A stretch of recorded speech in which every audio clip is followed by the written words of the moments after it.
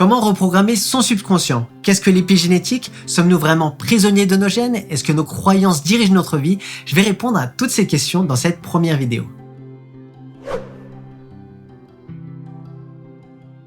Bonjour à tous, je suis Romain de Gaia Méditation.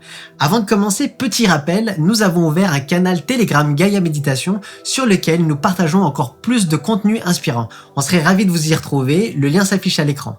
La reprogrammation du subconscient va être répartie en deux parties.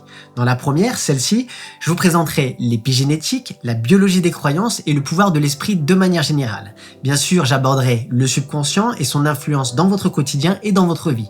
Il est vraiment indispensable donc de regarder cette première vidéo avant d'aborder la deuxième. En effet, dans la deuxième vidéo, je vais vous présenter des méthodes, des techniques et des outils de reprogrammation du subconscient et il est donc vraiment indispensable de bien comprendre ce qui se passe en arrière-plan quand on effectue toutes ces techniques. Par la suite, si vous le désirez, vous pouvez creuser le sujet davantage et vous intéresser aux livres, aux travaux de Bruce Lipton, biologiste cellulaire, professeur puis chercheur à l'université de Stanford aux États-Unis notamment. Vous verrez, c'est très passionnant, il en parle vraiment très bien et de manière vraiment accessible. Il a beaucoup étudié les cellules souches et en travaillant sur les cultures cellulaires, il a pu observer comment l'environnement contrôlait les cellules. Il a été l'un des premiers à parler ouvertement d'épigénétique en 1967, 23 ans avant que cette science soit officiellement reconnue. Avant d'aller plus loin, sachez qu'à tout moment, vous pouvez passer d'un chapitre à l'autre en cliquant sur le minutage dans la description de la vidéo ou encore en suivant l'avancée dans la barre de progression.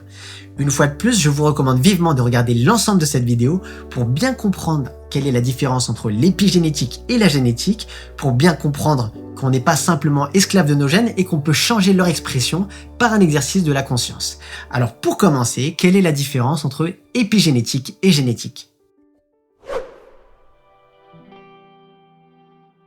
Pendant de nombreuses années, nous sommes restés sur des croyances véhiculées par la science conventionnelle qui cherchait à prouver que les gènes contrôlaient notre biologie. Une personne, une maladie était sous contrôle génétique, c'est-à-dire que le gène s'active et provoque la maladie en question. On a donc longtemps pensé qu'on était victime de gènes qu'on n'avait pas choisis et qu'on ne pouvait pas changer. Et en continuant à suivre ce mode de pensée, on adopte donc une attitude fataliste. On possède un gène signalant tel ou tel cancer et on se dit qu'un jour, il nous tombera dessus. Mais la nouvelle science épigénétique signifie contrôle au-dessus des gènes. Elle nous apprend que l'environnement et la perception qu'on a de ces gènes les contrôlent. Et c'est là que ça devient vraiment intéressant parce qu'on peut choisir notre environnement. Extérieur, l'endroit où on habite, notre travail par exemple, et intérieur, nos pensées, nos émotions et surtout la perception qu'on a de notre réalité. Alors on peut vraiment contrôler notre génétique, on n'est plus simplement esclave de nos gènes, mais on devient maître de notre activité génétique. On sait aujourd'hui que notre corps est constitué de plus de 100 000 protéines et qu'on possède 20 000 gènes. On sait aussi que ces gènes sont en quelque sorte des plans pour fabriquer ce corps à partir des différentes protéines. Alors l'épigénétique nous apprend que pour chacun de ces gènes, on peut en créer environ 3000 variations. On est donc passé de nos gènes qui contrôlent notre vie, à notre environnement qui contrôle les gènes, au système nerveux qui contrôle cet environnement et enfin à l'esprit qui contrôle ce système nerveux. On s'intéresse donc davantage au pouvoir, au rôle de l'esprit et de nos croyances qui contrôlent véritablement notre biologie. Maintenant, si on donne le pouvoir à d'autres personnes, qu'elles nous imposent leurs croyances, qu'elles sont mauvaises pour nous et qu'en plus on y adhère, alors il est bien évident que ça va affecter notre vie. Alors c'est la raison pour laquelle je fais cette vidéo, pour que vous puissiez bien comprendre qu'il est possible de reprendre ce pouvoir et reprendre votre vie en main. Alors oui, les gènes affectent tout de même notre santé. Mais comment se défaire de leur influence? On perd véritablement notre pouvoir dès lors qu'on attribue tout ce qui nous arrive à notre patrimoine génétique et à nos gènes. On entre alors dans le mode victime et on craint de développer les mêmes cancers, les mêmes diabètes, les mêmes maladies que certains membres de notre famille et encore plus lorsqu'on possède un gène lié à ces conditions. Alors gardez bien en tête qu'il a aujourd'hui été démontré que ces gènes sont en réalité responsables de moins de 10% des maladies et il y a même des indicateurs qui tendent à montrer qu'ils sont en réalité responsables de moins de 1% des maladies. Bref, d'où viennent ces maladies? Et grâce à l'épigénétique, on le sait, ces maladies sont contrôlées par notre conscience, notre système de croyances et notre mode de vie. Bruce Lipton l'explique très bien. Pas un seul gène n'est responsable à lui seul d'un cancer, mais les gènes sont simplement corrélés avec le cancer et c'est bien différent. Ça veut dire que si on ne vit pas une vie harmonieuse et saine, que l'on a ce gène, on peut potentiellement activer ce gène et donc développer ce cancer. Mais avoir ce gène ne signifie pas systématiquement, pas automatiquement qu'on aura ce cancer. C'est donc la vie que l'on mène et surtout la manière dont on l'aperçoit qui peut causer ou non une maladie. Notre conscience crée notre expérience de vie et contrôle nos gènes. Aujourd'hui, on le sait, c'est un secret pour personne, le stress est omniprésent. Et alors qu'à la base c'est quelque chose de positif, je rappelle que notre physiologie est conçue selon le principe combattre ou fuir, pour faire face à un prédateur, pour générer suffisamment d'énergie pour le combattre ou pour le fuir. Aujourd'hui, on vit avec ce mode de stress activé en continu, en permanence. Notre prédateur, ça va être le travail, ça va être notre boss, les factures à payer. Et le fait de vivre avec ce stress permanent, ce stress ambiant au quotidien est très mauvais pour notre santé et très néfaste pour notre équilibre général. Ça commence à se savoir, le stress est la cause de la plupart de nos maladies.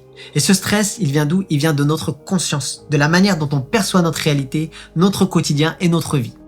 Ça veut dire que si on peut agir sur notre conscience, on est alors en mesure de mieux gérer notre stress et donc d'agir sur notre santé. Mais que se passe-t-il d'un point de vue biologique? Nos pensées et toutes les images qu'on a dans notre tête vont être traduites par le cerveau en molécules chimiques. Quand on entretient des pensées positives, des émotions hautes, comme l'amour par exemple, le cerveau va sécréter de la dopamine, qui est l'hormone du bonheur et du plaisir. Il va sécréter de la vasopressine, l'hormone qui nous rend plus désirables et plus fidèles à notre partenaire, mais aussi des hormones de croissance. Et tout ce cocktail chimique, ce cocktail d'hormones, va contribuer à nous maintenir en bonne santé. À l'inverse, si on entretient des pensées de peur, de colère, de stress, ces émotions vont être traduites par des hormones de stress, de cortisol, mais aussi en molécules chimiques comme l'histamine qui affectent le système immunitaire. On va donc être beaucoup plus vulnérable. N'oublions pas que toutes ces molécules sont libérées dans le sang et qu'elles vont donc affecter notre génétique. On en revient donc à l'importance de cultiver des pensées positives, des émotions hautes pour générer une bonne humeur et des actions positives pour devenir quelqu'un de meilleur.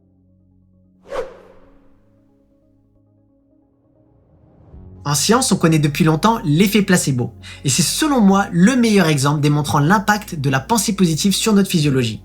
Vous en avez peut-être déjà entendu parler, vous êtes malade, vous allez voir un médecin, il vous prescrit un nouveau médicament sans vous dire qu'il s'agit en réalité d'un morceau de sucre.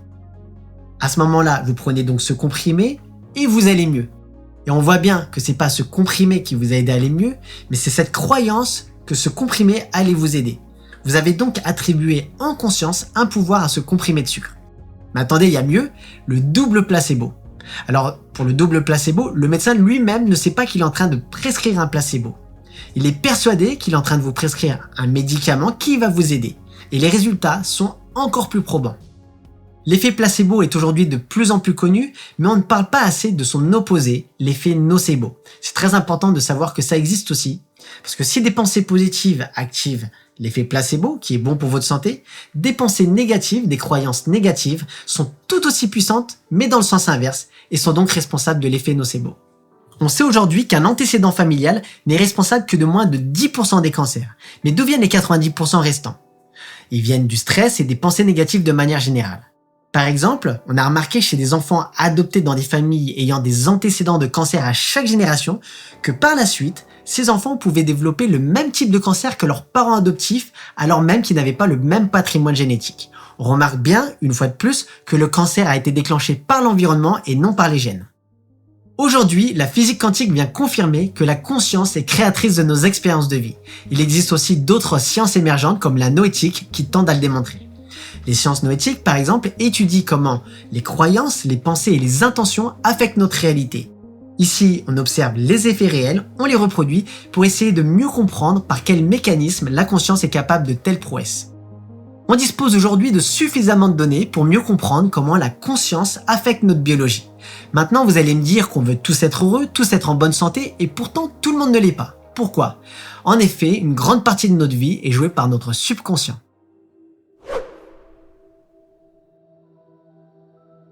Il faut bien comprendre que notre cerveau fonctionne comme une sorte d'ordinateur avec un système d'exploitation, l'OS, et une suite de logiciels de programmes. À notre naissance, ce système d'exploitation est vierge et on le sait aujourd'hui, on charge nos premiers programmes les 7 premières années de notre vie. À ce moment-là, on est de véritables éponges et notre cerveau fonctionne à un autre niveau de conscience que celui de l'adulte. En effet, on peut mesurer à l'aide d'un électroencéphalogramme que contrairement à l'adulte, qui est principalement à l'état bêta tout au long de la journée, l'état de conscience éveillée, l'enfant de moins de 7 ans va se trouver à un niveau de conscience différent appelé θ. Cet état est l'état de l'imagination, ce qui explique que l'enfant de moins de 7 ans va voir telle ou telle chose que vous ne voyez pas. Par exemple, il va jouer avec un bâton, il va lui attribuer un pouvoir issu de son imagination, son imaginaire, et il va s'en émerveiller pendant des heures alors que pour vous c'est juste un bâton. Mais il y a autre chose. L'état θ correspond aussi à l'état d'hypnose. L'enfant de moins de 7 ans va commencer à apprendre tout un tas de choses. Des règles familiales ou règles sociales, mais il ne va pas les apprendre par la lecture. En effet, l'enfant ne commence pas à lire avant l'âge de 5 ans en moyenne. Alors l'enfant de moins de 7 ans est comme sous état d'hypnose, il va observer tout ce qui l'entoure. Ses parents, ses frères, ses sœurs, sa nounou, les autres enfants, ce qu'il voit à la télé, et il va commencer à télécharger des programmes par rapport à ce qu'il voit. Des programmes internes qui vont commencer à dicter son comportement. Et c'est là qu'est le problème, parce que ces comportements viennent de l'extérieur, ils viennent d'autres personnes. Et bien souvent, ces comportements sont pas très positifs, sont pas parfaits. 70% d'entre eux sont des croyances limitantes qui nous éloignent de notre pouvoir. La plupart de nos comportements, de nos habitudes, vient donc de notre subconscient, le disque dur de l'ordinateur en quelque sorte, qui contient les programmes répétitifs qu'on nous a transmis.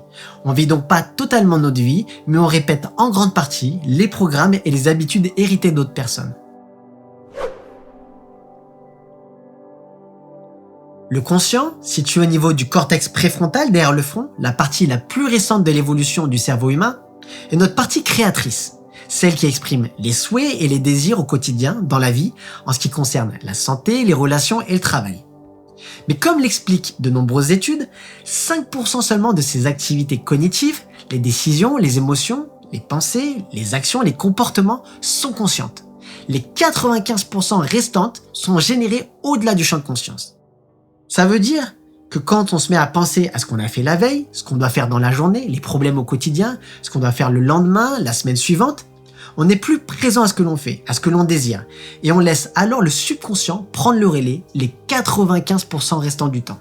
Le problème donc, c'est qu'on n'utilise qu'un maigre 5% de notre quotidien pour créer notre vie consciemment, et c'est clairement pas suffisant pour que tous nos souhaits, tous nos désirs se réalisent. La plupart du temps, on est en pilote automatique et le subconscient prend le dessus et nous dirige. Pour ceux qui conduisent, je suis sûr qu'il vous est déjà arrivé d'être au volant de votre voiture, bien conscient des faits et gestes, et tout d'un coup, vous vous mettez à rêvasser, à penser à ce que vous avez fait dans la journée, aux problèmes du quotidien.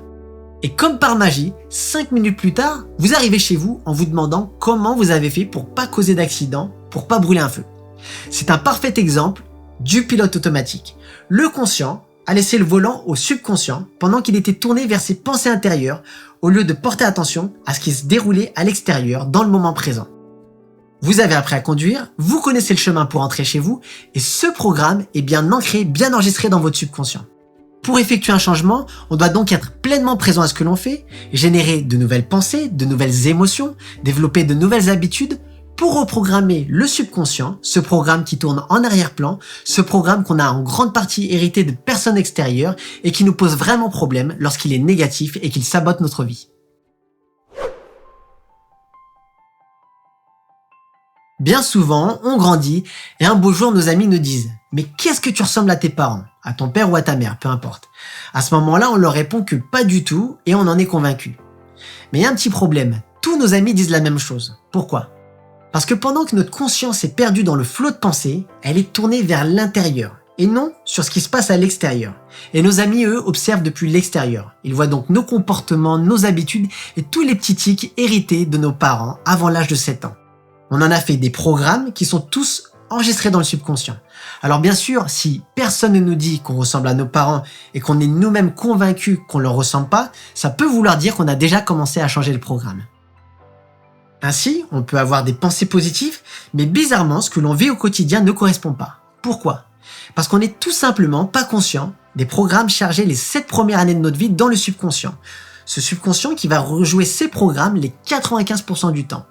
Et ces programmes ne correspondent pas et vont à l'encontre de nos désirs conscients. Quand ça arrive, c'est assez facile de s'en rendre compte. On a l'impression de cravacher, de travailler dur pour obtenir ce que l'on veut, ce que l'on désire, et pourtant, on fait tout ce qui est en notre pouvoir pour réaliser nos souhaits, nos désirs, et rien n'y fait, et on finit par se considérer malchanceux. En revanche, quand les programmes inconscients sont bons et qui ne font pas obstacle, les choses que l'on désire viennent à nous beaucoup plus facilement. Alors, quels sont les programmes qu'on a reçus ? C'est très simple, il suffit d'observer votre vie. Notre vie est à l'image de ces programmes. Notre vie est la manifestation de ces programmes. Le travail, la santé, les relations. C'est notamment l'un des principes les plus importants concernant la loi de l'attraction.